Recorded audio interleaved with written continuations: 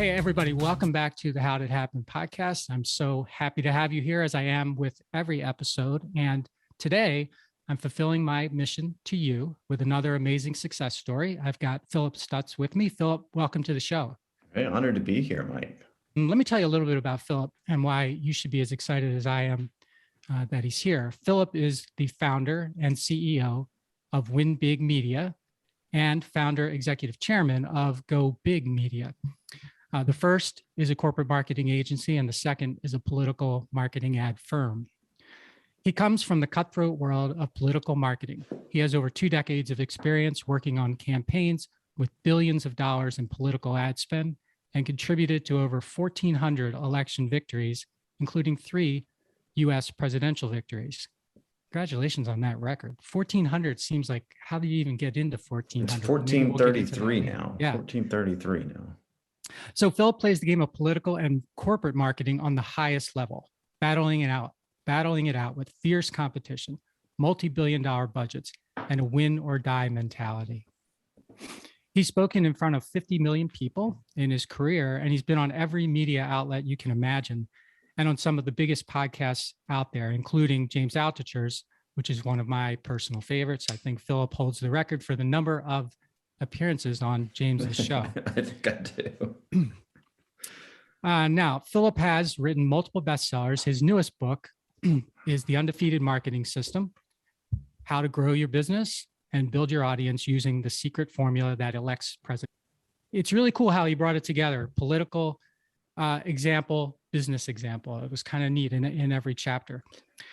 Finally, Phillip hosts the Undefeated Marketing Podcast, which is a fairly new podcast, but he seems to be crushing it with getting some really, really killer people on the podcast. I listened to his episode today with Peter Diamandis, and yeah, it was really good. So congratulations on that. It's going well. You can connect with Phillip at Phillip, Phillip, Stutts, STUTTS.com, or at winbigmedia.com. So Phillip, let's get into this. I start every show with the same question, and that is, how did it happen for you? I laugh because I know that you start the shows this way. And the answer is, I don't think I've made anything. And it's not a humble, it's not a rooted in shame. It's that I'm on a journey every day of my life. And I don't feel like I've licked anything. I have big goals and big outcomes. But ultimately, I'm probably 5% into my journey of where I want to be in my life, where I want it to go. And so to feel like I've made it, I feel very blessed. I feel like I've achieved a lot of the goals I've set in my life, but it's more about my journey and trying to grow and get a little bit better every day. And I really don't even focus on where I am. And, you know, I'm definitely, I do a lot of different things in the therapy side. Like I've done psychedelics. I have a therapist. I've done a lot of different things. And, you know, I think one of the things I say is I need to celebrate some of my victories more. And I admit that. But at the same time, everything about my life is about growth. And if it's about growth, it's not about where I am. It's about the destination and the journey to get to the destination. And so for me, it's an endless hike up a mountain, and I just want to enjoy that hike up the mountain every day. And that's all I really think about and focus on. Okay, fair enough. And this celebrating victories thing, can you talk to me a little bit more about, because I feel like I've had a problem with that. So I think we all entrepreneurs do, don't they? Do you think so? I think some are really good at celebrating. Well, rare. But, yeah. I agree some. Yeah. Not many that I've been around. Why is that? Why do you think that is? Why is it for you? Well, I think most entrepreneurs come from a background of trauma, and they're overcoming trauma, and they found that outlet through entrepreneurship. I can tell you, I doubt my daughter, who is going to have every everything that I didn't, and I don't mean in buying things for her, but the attention she needs in life, the love, the ability for my wife and I to listen to her and respect where she comes from. All of those things. There's not there. She'll have her own trauma and whatever it is. We all have trauma, right?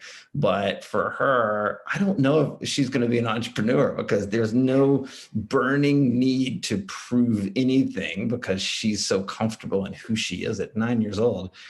I'll never have the kind of comfort level that she has already in her life. And I celebrate that. I think it's amazing. But I think for entrepreneurs, we're rooted in a lot of trauma that we channeled into something good and positive and betterment of the world. We all have trauma, right? And I think some people channel their trauma into crime, some of them into abuse. Entrepreneurs channel it into creating jobs and a better life. I think that's amazing. And maybe that's the celebration in and of itself. You know what? I had someone on my podcast a while ago who actually referenced PTSD in conjunction with entrepreneurs, which I'd never heard before. I'd never heard. So I've sort of always heard it in a military setting. And I just guess I never really thought that much about the dramatic impact that trauma would have on someone. Have you ever gone to a therapist? No, I haven't. Are you laughing at me? Well, I'm laughing at you because we all have trauma, right? I've spent 8 years. I've done thousands of hours of therapy in various forms. I've literally taken LSD and MDMA, which is, ecstasy, with a therapist and my wife in the room, and to unlock all of that trauma. If you don't know what that is, it's about to be legalized in this country. It's in its third clinical trial at Johns Hopkins University. And they've really done it with a lot of people that have been, a lot of veterans that have been over in Afghanistan and Iraq who experienced massive PTSD. And they found that instead of ignoring their problems or giving them a drug like a Prozac for their whole life, that just by taking MDMA or mushrooms, they can overcome all their PTSD or their trauma in literally hours. It's over. And I've done it. I had to do it illegally. I had to do it underground. I did it with a therapist, and it's the most impactful thing I've ever done in my life. And so I've overcome a ton on that and understood where all my behaviors come from when I act out, where when I yell at somebody or I get frustrated with somebody, that's just the shame I feel from when I was 5 years old as a kid. And I know where it comes from. And I've just done a lot of work on myself. And so when I look at, ultimately your original question, I'm proud of who I am and where I've come from. But I'm at the beginning of this journey. I'm 47. I didn't start this journey until I was about 39. And this journey of transformation of who I am. And, I had the chance to we repeat the patterns of our parents over and over and over again. And that's the kind of stuff that in your teenage years, you go, I will never be like them in this way. And you name 10 things and you wake up 20 years later and you're doing all of those things. Right. And I have no resentment. My parents did the best they could with the tools they had. But the bottom line is that I had to change my behaviors in order for my daughter to have less traumas of what I went through. So I didn't pass those on to her. Anyway, long story short, that's, what you asked the entrepreneur question. I just channeled it into entrepreneurship. One of the things that I have uncovered in all my work is how much rejection I went through in my life. I went through massive amounts of rejection. I'm not going to go into all of it, but massive, like 10 times more than anybody else, any normal or regular person, or on average, let's just say. And when you go through that much trauma of a rejection from basically 5 years old until, my 20s or my, late 20s, when I decided to become an entrepreneur, rejection doesn't bother me as much anymore. So I'm the perfect entrepreneur. I get shut down every day. Things don't happen every day. Things don't work out every day. And I'm like, okay, yeah, it's just a little bit of rejection. I can handle that. I've got a muscle for it. And so maybe that's a good thing for me as far as being an entrepreneur. And that's interesting, because this whole thing about as a teenager saying, I'm never going to be like that. But the reality is you're taught how you're taught, and it's hard for you to know what other reality there might be. But this whole sort of rejection thing, when was it and how did you first convince yourself? And I got that in air quotes because it sounds like you've just sort of figured that out more recently. But how did you sort of think you were past it when you were I'm never really past it. But how do you think you were when you were a young adult? Say, for example, like I got out of, I'm out of the house now, and I did. The abuser or the abused became the abuser. I became the rejecter. Oh, okay. Yeah. So that was your power, was to Oh, that was my power. Whether you work for me, whether I didn't have a serious girlfriend until I was 32. I just went through women like crazy. I rejected everybody I could. I literally went from the abused to the abuser, and I wasn't abused. I'm saying that metaphorically. Yeah. But I treated people horribly. I was going to reject them before they could ever reject me, and that lasted, in some form or another until I was about 43, 44 years old. I'm 47. And in a MDMA psychedelic session that was revealed to me. And then I had a choice. What was I going to do with that information? And I could either change, or I could go down the path of a broken marriage, a broken family, a broken business. I mean, those were going to be the consequences for me very soon. And I had to turn that around. And I'm a work in progress. And are you willing to sort of take me through the journey of the first time with that? Because first time with what? The first time experimenting, or maybe experimentation isn't the right word. I'm not sure what the right word is, but I hear Tim Ferriss talk about that a lot. Sure. Dr. Max talked about that a lot. Mm-hmm. But I'm wondering to myself, okay, what has to happen before you say, okay, this is something that I need to experiment with or try? And then how do you feel going into it? Were you excited? Were you nervous? Were you, having never been through it, I'm just curious about that. Well, one thing is you never go into psychedelic medicine if you haven't done previous work on yourself. Like to just walk in and think it's going to solve a problem is wrong. I had done 4 or 5 years worth of therapy, a lot of therapy with psychologists, with therapists. And there tended to be a point where I plateaued, where I just couldn't get beyond certain things. I was completely blocked by it. And I have someone that I'm very connected with that said, hey, you should try this. It's going to help. And he said it to me because I did the work before he introduced it to me. And so I went to, there's one of the most famous sort of therapists in this world is out of New York. I my wife and I flew up to New York to do it. And I was so nervous because I knew I would face my demons. You got to face your demons. Whether it's MDMA or LSD or mushrooms or ayahuasca or whatever it is, you are going to face shit you didn't want to ever face. And here's the thing, 99.9% of people, they'll just decide not to face that stuff. I tend to always take the road less traveled and the most painful road in the short run, because on the other side of that short-term pain is long-term happiness, joy, empathy, kindness, generosity. Mm-hmm. But you have to make the decision to do that. And people don't want to look, we just see this with COVID. Nobody's willing to do any of the hard work. I've worked out for 25 straight years, about 4 to 5 days a week. I eat an incredibly healthy diet. And yet the government wants to place restrictions on people that do the right thing, that are unvaccinated, versus people that are overweight, have, comorbidities, aren't doing the right things. And it's just like, good, I'll take the booster or I'll take the vax. And guess what?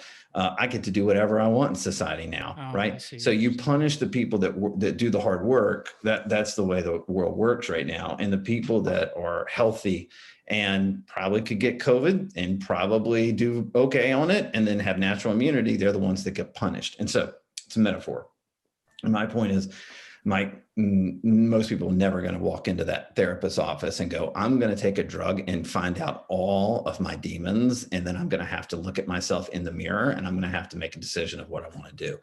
I did not want to do this. This was not an easy decision. I have never been so nervous in my life. And I was so nervous to do this and so nervous about what it would reveal that I looked at my wife in the hotel room as we were ordering the Uber to go do this and go to this therapist's office and do this psychedelic session, that I looked at her and I said, I don't want you to come. I'm going to go by myself. So the last act that I did before I did this and had this revelation that I just talked about on the rejection was I rejected my wife and told her to stay in the room. Right. And did she?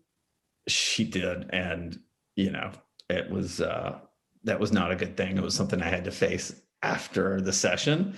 And I actually knew now why I did that. In the past, I just would have been like, no, don't come. And unconsciously, I had no idea what that was, why that was.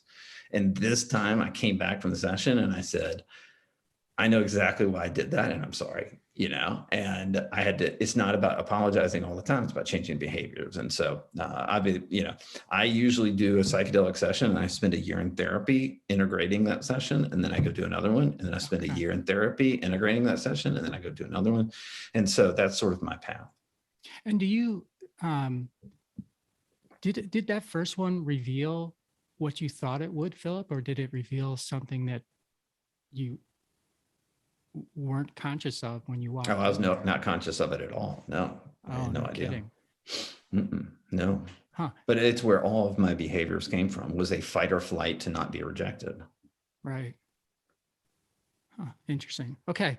Well, thanks for sharing that. I appreciate it. You wrote in the book, until I was 40, I was a lost soul and a wannabe entrepreneur. And it seems like that line might lead up to some of what you just talked about. A lot of it.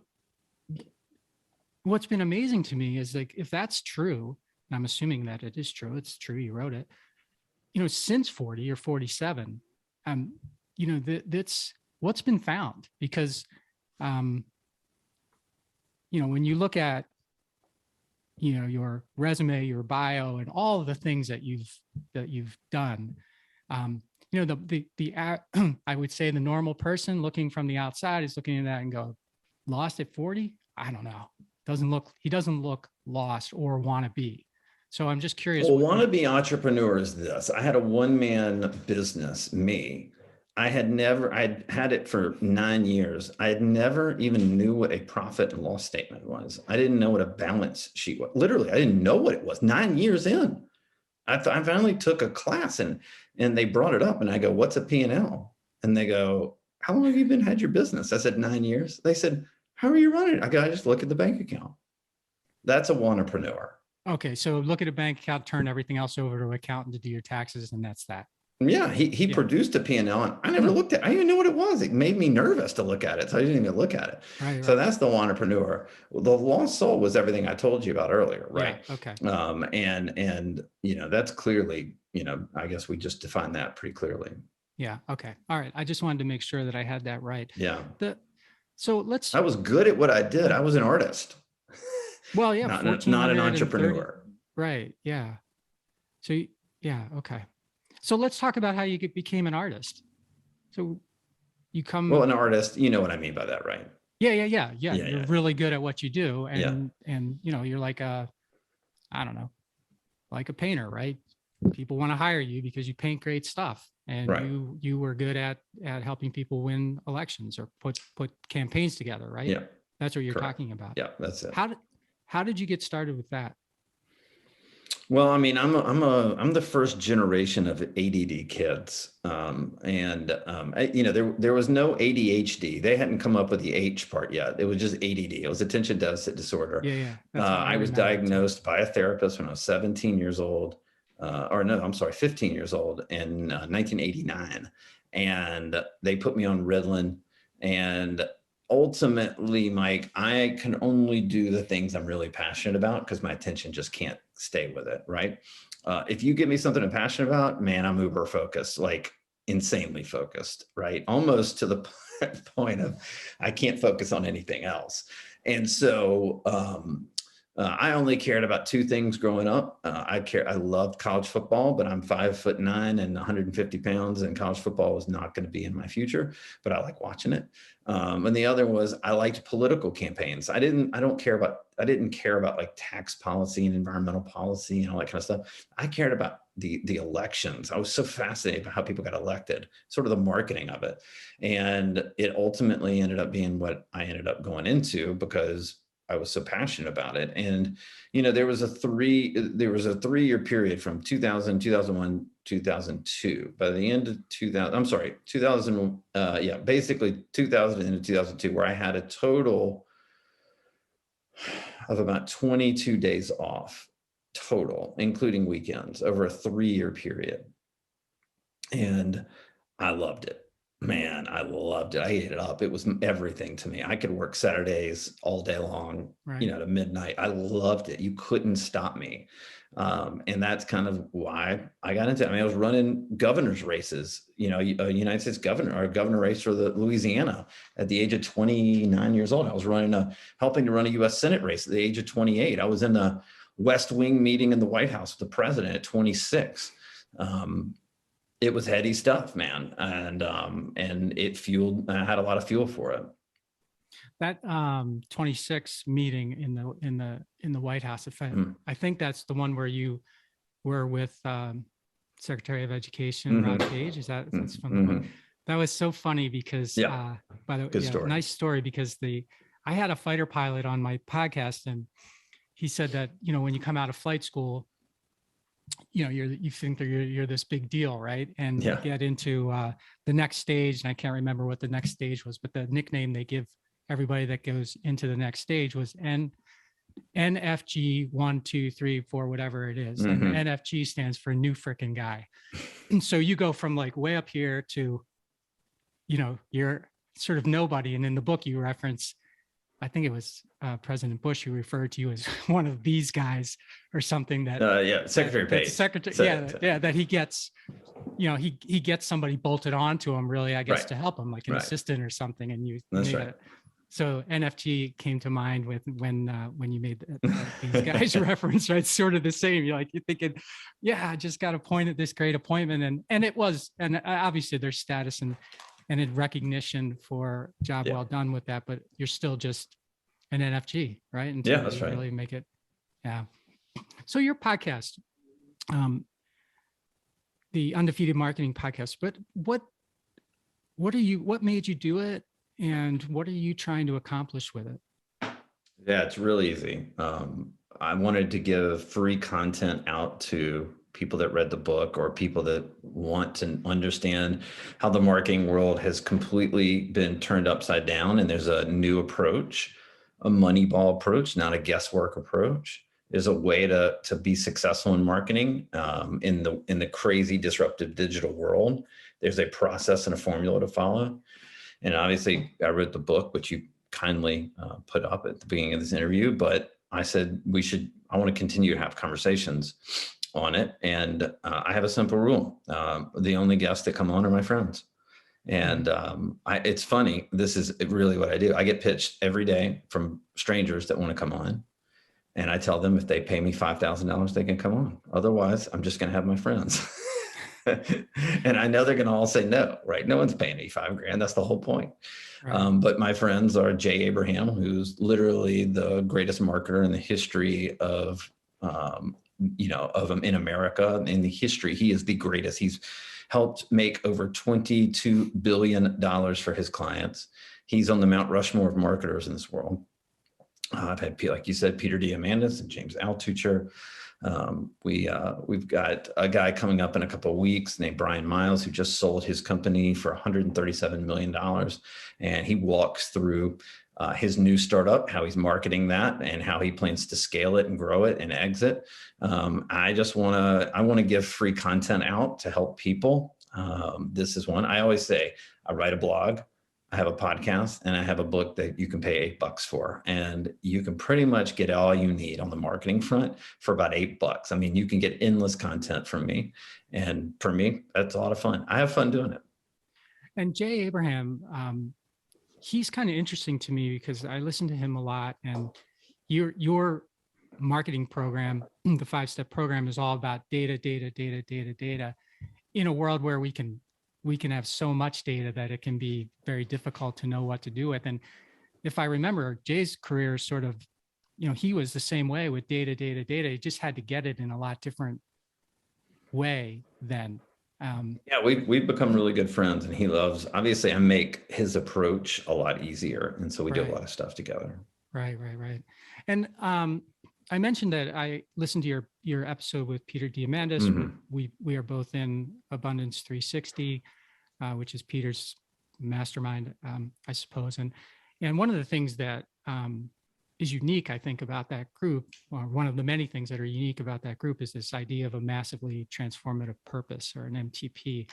And I think in your podcast, and even in a blog that you wrote, you basically credit Peter with saving your life or something. Yes. Something along those lines, which is pretty heady stuff. Can you talk about I'm still working on my massively transformative purpose. I can run it by you if you want, but yours developed not long after, you joined, and you had and now it's, if I'm up to date correctly, you've made some remarkable progress. Yeah, so I have an incurable, well, doctors say it's incurable.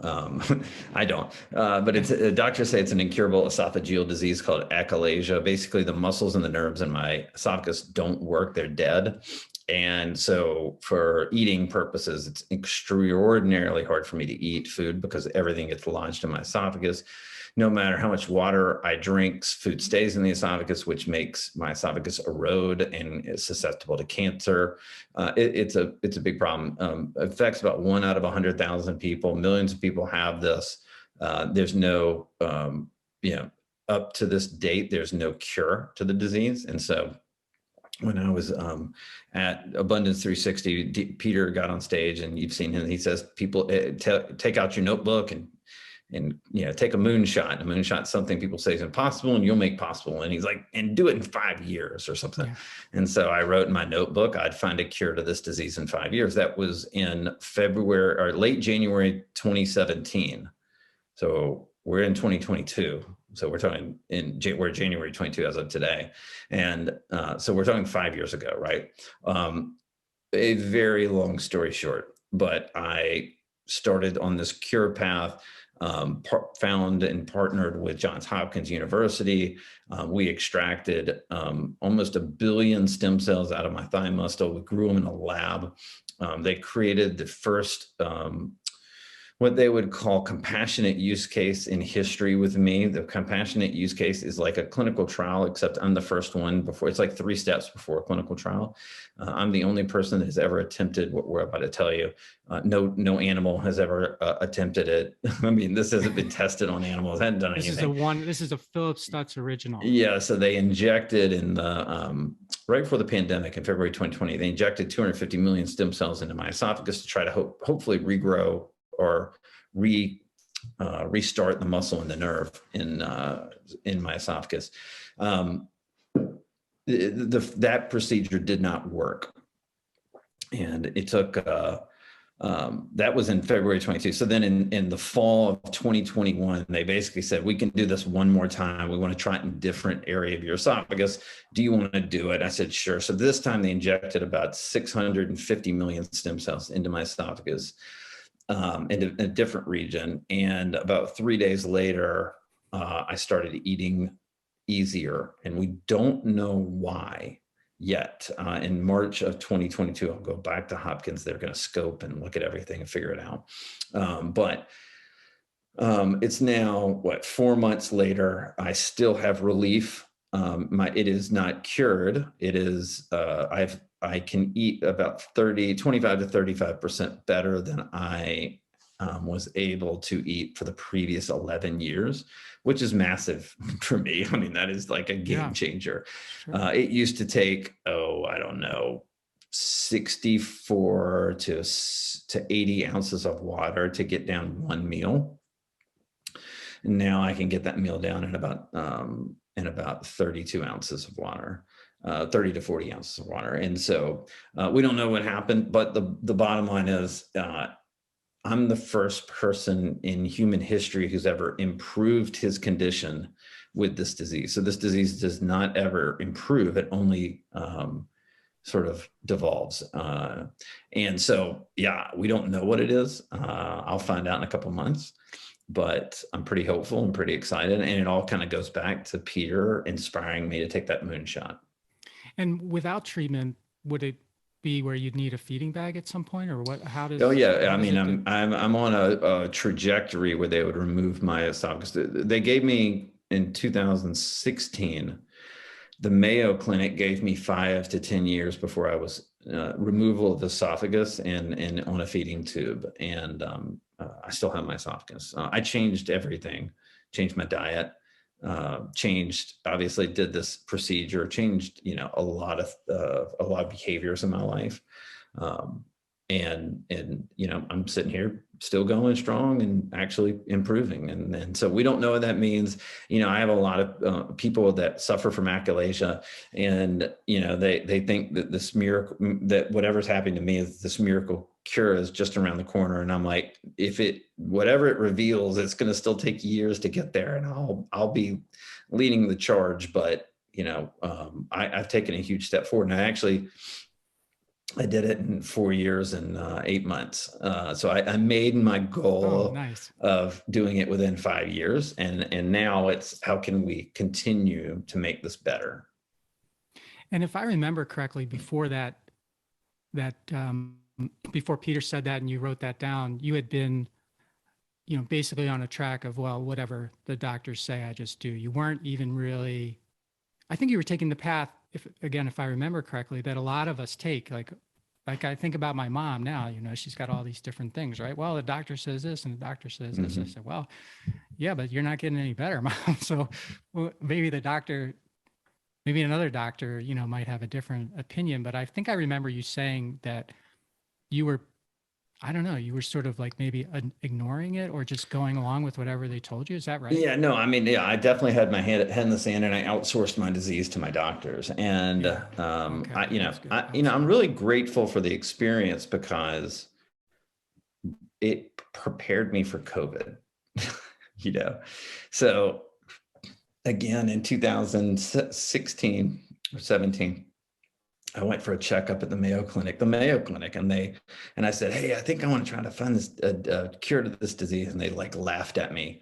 And literally the doctor giggled at me and said, yeah, take your medications we gave you. By the way, those medications go away. Yeah. Yeah, the medications have long-term dementia effects, but they work in the short run. Take those medications and we'll see you in 6 months. And so it taught me that I don't begrudge the Mayo Clinic doctors. They're the best in the world, but they see 100 patients a day, and I'm being lumped in a group with 100 other patients who may have different symptoms, may have different problems, may have different diagnoses of the same disease. And they're just all putting us in a box, giving us a pill and telling us to go home. And it made me realize how screwed up the medical system is. And while I have 5 different doctors right now, I take all of their opinions, but then I form my own. And, during COVID, I literally reached out to all of my doctors and I said, what's the best way to handle this? And 4 of those doctors said, don't ever take the vaccine. These are doctors. And 1 of them said, take the vaccine. And the other 4 said, if you get COVID, here's the protocol of all the things you need to do. And so I said, okay, great. Now that I had all that information, I can make a plan, but it's going to be the plan I make, because I consulted the best doctors. I have functional doctors. I have regular doctors. I have celebrity doctors, but ultimately I have to listen to them and then make the best choice for me, because they do a great job, but I'm one of many, and I need to figure out what works best for me. And do you think that this progress that you're making with the psychedelic sessions, for example, are having some kind of impact on the progress that you're making with the disease as well? I think it's all, yeah, Mike, I think it's all intertwined. Yeah. Okay. So let's move to your book. Sure. And there's a lot of stuff in the book, but the thing that got my attention was when you basically broke it down in one sentence, and it was marketing is a bloodbath. And having been like, so I'm around entrepreneurs all the time, and I think that marketing is one of the things that most of them, the vast majority of them, want. You said put your head in the sand about your health. I think most of them want to put their head in the sand about marketing because they can't figure it out. Yeah. And to them, they see it as, money with no tangible return. Some, not that they don't see a return. They just can't put, like you said, I couldn't read a P&L, didn't have a balance sheet. It seems like they have no P&L or balance sheet for marketing spend. And you, in your book, you talk about, well, marketing's a bloodbath, but here's basically a 5-step process that I know if you follow it. And interestingly, you also give examples of when you didn't follow it with clients and why it didn't work out, which I thought was really good. Like, you didn't just say, yeah, everyone I do works great, because you're a human too. And sometimes you get pressure back and you change, but you were able to put, these 5 steps together. And I guess I just want to, you want to walk through them, or you just want to tell me why, what ultimately should people be thinking about when it comes to marketing? Well, I mean, think of it like this. There are a lot of people, man, I grew up with a lot of people that love to gamble, and they love to go to the casino, and they would have about $1,000 in their pocket, and they'd be walking into the casino, and they'd look at me and they'd say, Phillip, when we walk out of this casino tonight, we're leaving in that limo. And they'd be pointing to the limo. Now, this is back in the early 90s, where limos actually meant something, right? Okay. And they're like, we're leaving in that limo, right? And they walk in, and they not only lost 1,000, they withdrew another 2,000 or 3,000. They lost that, and they're out all this money, and they're depressed, and they're sad, and they're like, what did I do? And marketing is kind of the same way. The house is always going to win. So the house are the big tech companies, right? The house is Facebook and Instagram and Google and YouTube. They are always going to get your money regardless. Now, you could have a hot hand every once in a while and do really good at your marketing, but eventually you're going to lose, and you're going to lose more than you win. And ultimately, I found out in the marketing industry, when I did a ton of research before I walked into the corporate marketing or business marketing industry, when I kind of started applying political strategies to businesses. But when I walked in, I went, oh my God, everybody, all the marketers in this industry literally guess at everything. Mm-hmm. They sit around a table and they butter up the owner, and they tell them how great they are. And then they say, oh, we came up with this incredible concept. It's a whole new brand for you and all this stuff. And then in my brain, I'm thinking, well, they just made that up. They just sat around and brainstormed at a conference table. And what if that concept or that brand or those ads, what if they don't actually work on the customer or the client? Like, you've just wasted all this money without any assurances that you're going to have an ROI. And so I said, you know what? It's weird. The way we run marketing campaigns to like politicians is rooted in sort of a Moneyball approach. It's all rooted in data. Every decision is rooted in data, and it's optimized. And so we have to, in politics, if I lose more than I win, I'm out of business. And there's so much innovation in political marketing because we have an election every 2 years. We have candidates that raise a lot of money and spend it all. And if you lose, you're out of a business. No one's going to hire you. You got to win a lot more than you lose, all of those things. But we're so massively innovative that what we realized since 2004 was playing the data and analytics game in marketing, and then utilizing that to optimize client campaigns over and over again for better performance. And, I have, the whole book is about the 5-step formula that we use to elect presidents, and how businesses have used it, how we've used it with businesses. We have 4 clients right now, Mike, on the corporate side, that one is a 106-year-old furniture company. And they had the best 6 month in the history of their company in 2020, a furniture company. We work with a law firm out of New York, and they've had the best 2 months in the history of their law firm, a 27-year-old law firm, after working through our system. We work with a pest control company that's been around for 37 years, and they have had the best month in the history of their company in the past year. And we work with a granola food company, and their Black Friday in 2021 was the greatest Black Friday sales they've ever had in the history of their company. The company's been around for 12 years. And I'm not saying that because I'm some genius. I just follow a data-backed approach to their marketing, where every step of the way, we're evaluating the data and optimizing what works and getting rid of what doesn't. And the messages we come from, or we use for brand, for anything else, all of those messages, they come from what the customer of the company thinks, not what you guess and hope they like. Or you go, oh, I know my customers, they love this product. Well, maybe they've never been communicated properly on some other product that you have that could make you 10x. And my point is ultimately it goes back to the step one of our process, which is you must understand your customer. And for me, I gambled and bet everything on that. So I have a partnership with the largest data collection, analytics, and AI company in America.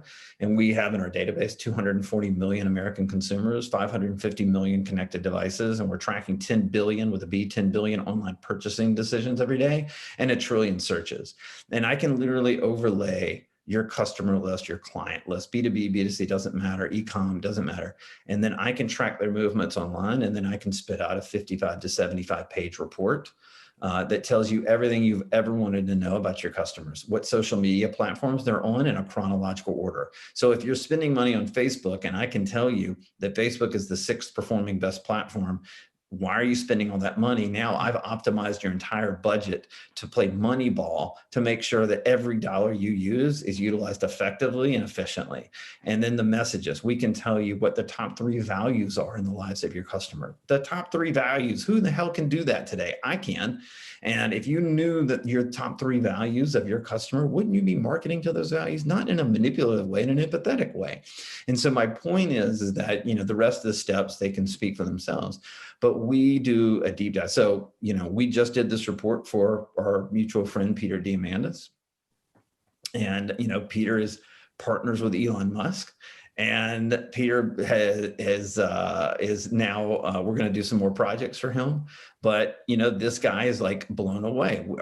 Mark Cuban has endorsed this data approach that I have because I've worked with Mark and advised Mark on this kind of stuff. And I can go on and on and on and on. I mean, Fortune 200 companies, startups, private equity, venture capital.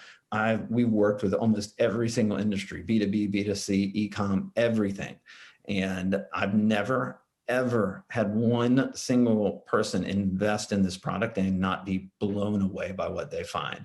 And so, look, it's not that I'm trying to sell it. I'm just trying to tell you there's a different way to market in this age. And the fact is that you're being taken advantage of as a business owner every single day by the marketing industry. And, I'll give you one last story before we get out of here. So we did some work for a Shark Tank company. It's actually this office chair I'm sitting in right now. And when they came, okay, so they were on Shark Tank. You're saying they were on Shark Tank, and when they came to us, they said, "Hey, we just got a bunch of VC money. We got to triple the company in the next 2 years." And we looked at their data, and we found out, kind of like I said earlier, Facebook was the 4th performing platform for their customers. They were spending 85% of their ad dollars on Facebook, and they had a Facebook marketing agency. So do you think that Facebook marketing agency is ever going to tell them not to spend 85% of their budget on Facebook? Yeah. No, they're probably getting them 100.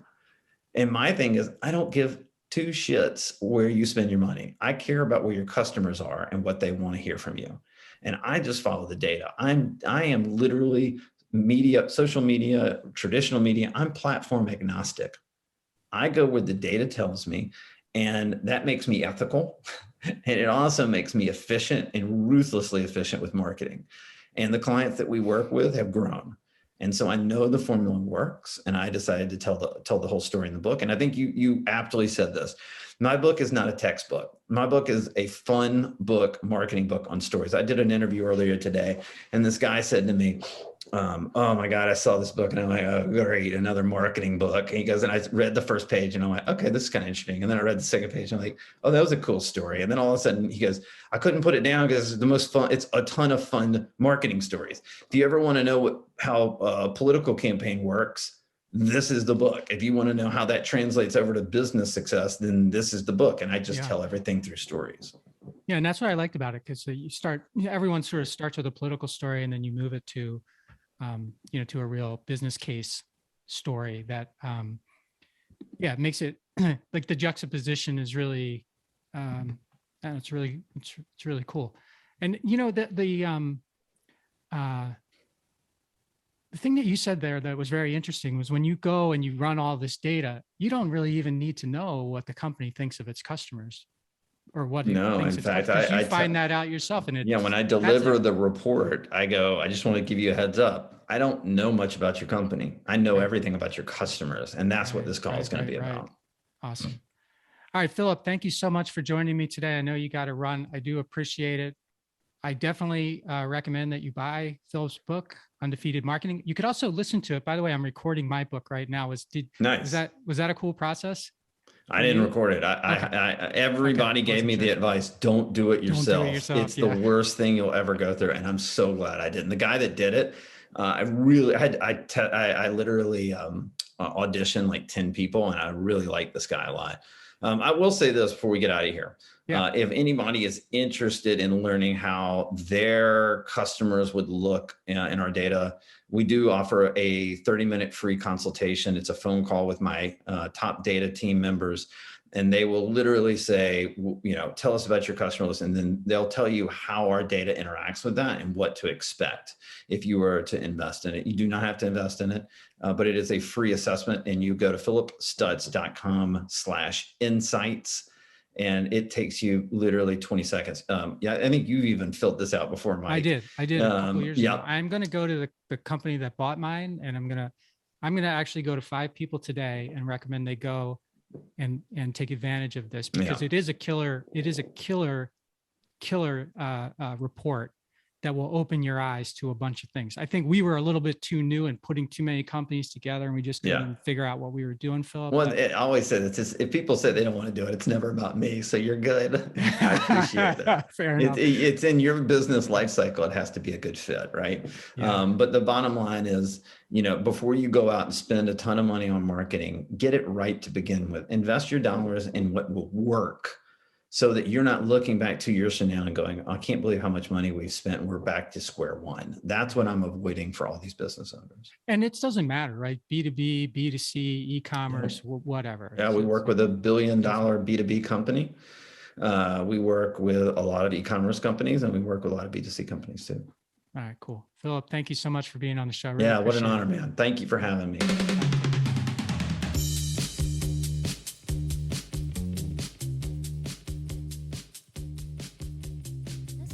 Is brought to you by Wincheck Studios. We are an all-in-one educational platform for podcasters that revolutionizes how hosts leverage content to increase engagement with listeners, downloads, and income. We come together to focus on community, collaboration, and collective impact. For more information on how you can interact directly with our hosts, access exclusive live content with offers you can't get anywhere else from our official partners, join our purpose-driven community by visiting www.winject.com.